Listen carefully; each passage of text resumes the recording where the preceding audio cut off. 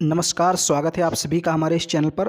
तो आज के इस वीडियो में हम लोग आधुनिक भारत का एक बहुत ही महत्वपूर्ण टॉपिक पढ़ेंगे। ब्रिटिश भारत में सामाजिक धार्मिक सुधार आंदोलन, जो कि 19वीं शताब्दी में भारत में हुआ था। तो ये बी.ए. तृतीय वर्ष के सिलेबस में भी है। अगर आप किसी प्रतियोगी परीक्षा की तैयारी कर रहे हैं तो भी आपको ये टॉपिक पढ़ना पड़ेगा, बहुत ही इम्पोर्टेंट टॉपिक है।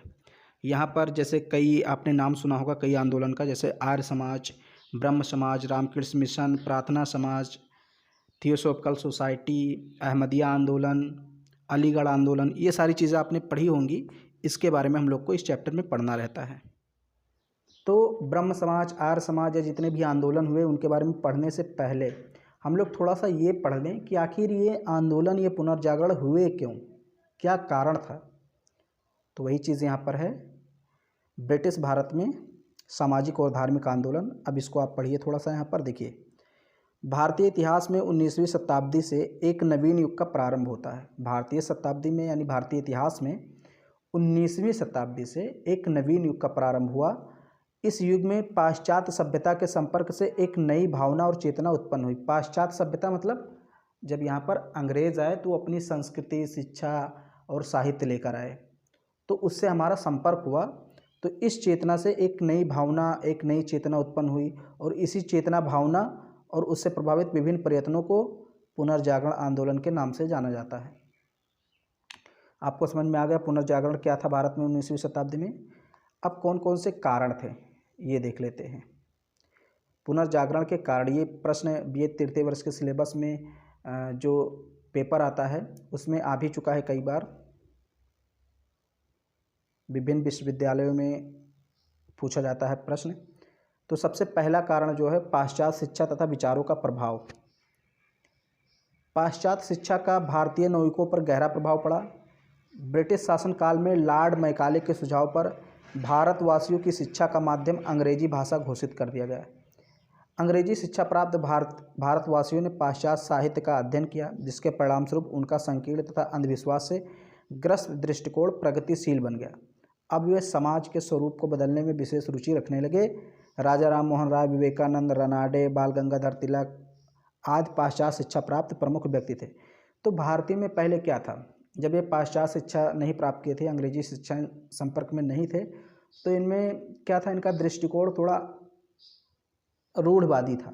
मतलब संकीर्ण विचारधारा थी और आप कह सकते हैं अंधविश्वास और जो रूढ़वादियाँ, बहुत सारे परंपराएं भी थी, उनका पालन भारतीय करते थे। यानी कि आधुनिक वैज्ञानिकवाद से दूर थे। लेकिन जब इनका संपर्क, भारतीयों का संपर्क जब ब्रिटिश से हुआ, तो ब्रिटिश जो अंग्रेज़ी था उसका इन्होंने अध्ययन किया, साहित्य का अध्ययन किया, इतिहास का अध्ययन किया, यूरोप में हुई विभिन्न क्रांतियों का जब इन्होंने अध्ययन किया, तो इनको लगा कि भारतीय धर्म में भी सुधार होना चाहिए।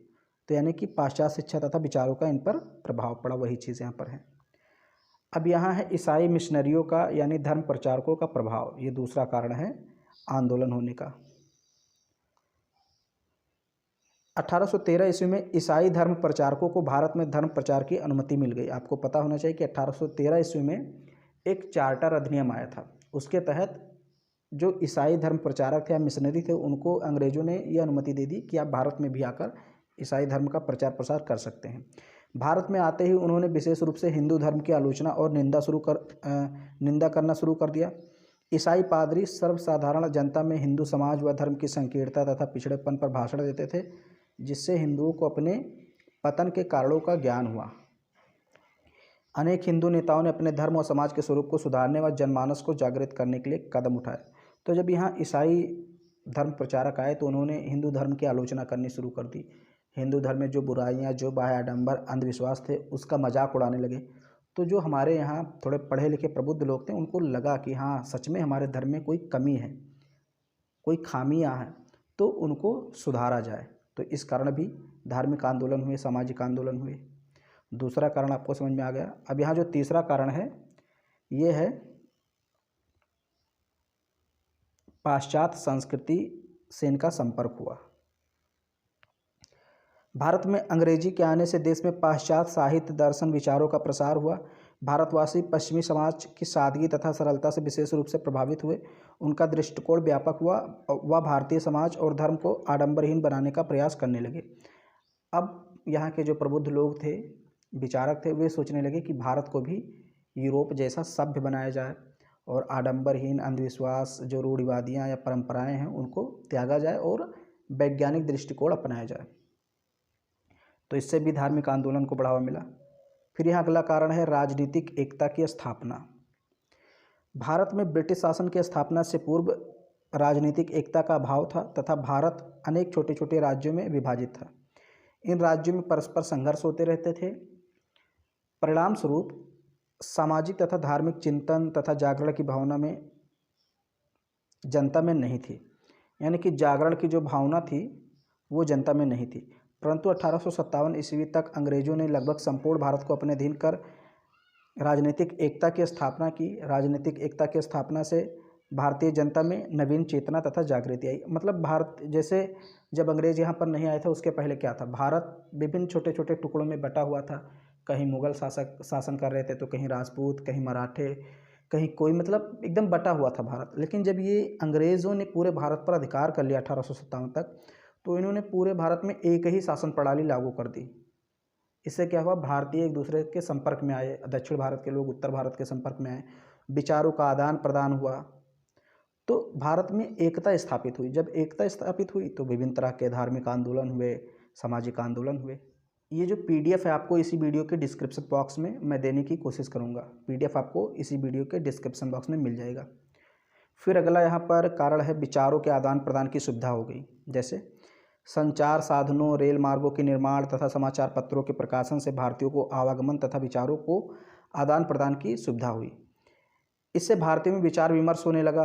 धीरे धीरे समाज सुधार की मांग होने लगी। विभिन्न समाज सुधारकों को देश के विभिन्न भागों में जाकर अपने विचार रखने का अवसर प्राप्त हुआ। वे समाचार पत्रों के माध्यम से राष्ट्रवादी विचारों का आदान प्रदान कर सकते थे तथा अंग्रेजों के अत्याचार, दुर्व्यवहार, शोषण तथा क्रूरता से जनता को परिचित भी करवाते थे। इन कारणों से समाज सुधार की मांग होने लगी। अब क्या हुआ कि अंग्रेज़ यहाँ पर जब आए भारत में तो उन्होंने डेवलप करना शुरू किया।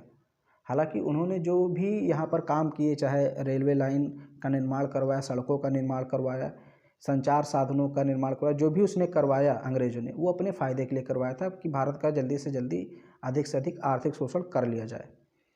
लेकिन वो भारत के लिए कहीं ना कहीं हितकर साबित हुआ। जैसे जब रेलवे लाइन, सड़कों का निर्माण किया गया, टेलीफोन, ये सारी चीज़ें जब हुई, रेडियो, पेपर, इनका आविष्कार हुआ, भारत में आवागमन हुआ, तो लोगों के विचारों में भी परिवर्तन आया। क्योंकि अब ट्रेन से उत्तर भारत के लोग दक्षिण भारत जा सकते थे, पेपर के माध्यम से अपने विचारों को फैला सकते थे पूरे भारत में।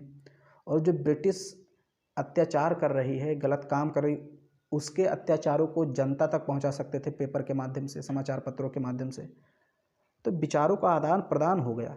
और ये कैसे संभव हुआ? संचार साधनों, रेल मार्गों के निर्माण, समाचार पत्रों के माध्यम से ही।